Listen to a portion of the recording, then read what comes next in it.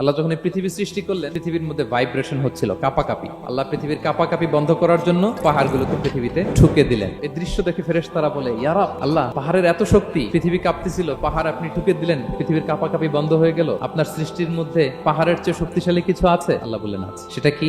আল্লাহ বললেন সেটা লোহা, কারণ লোহা দিয়ে পাহাড় কাটা যায়, ঠিক কিনা? লোহার কথা শুনে ফেরেশতারা অবাক, লোহা পাহাড়ের চেয়ে শক্তিশালী? ফেরেশতারা প্রশ্ন করলো, ইয়া রাব, তাহলে আপনার সৃষ্টির মধ্যে লোহার চেয়ে শক্তিশালী কিছু আছে? আল্লাহ বললেন আছে। আগুন, আগুন লোহাকে কি করে? গলিয়ে ফেলে। ফেরেশতারা বলে, আগুনের চেয়ে শক্তিশালী কিছু আছে? আল্লাহ বলে আছে, আল মা, পানি। কারণ আগুনে দাউ দাউ করে জ্বলে ওঠা আগুনের মধ্যে পানি দিলে আগুন অস্তিত্ব হারায়। ফেরেশতারা শুধু অবাকই হচ্ছে। তারা বলে, তাহলে পানির চেয়ে শক্তিশালী কিছু আছে? আল্লাহ বলেন আছে, আর রিহ, বাতাস। কারণ বাতাস পানিকে একদিক থেকে আরেক দিকে নিয়ে যায়। জলের মধ্যে বায়ুর উচ্ছ্বাস লাগলে জলোচ্ছ্বাস তৈরি হয়। ফেরেশতারা আবার অবাক হয়ে বলে, তাহলে বাতাসের চেয়ে শক্তিশালী কিছু আছে? আল্লাহ বললেন আছে, বনি আদম। ওই মানুষ শক্তিশালী যে গোপনে দান করে, এত গোপনে যে ডান হাত কি দান করলো, বাঁ হাত সেটা টের পায় না। পড়েন সুবহানাল্লাহ।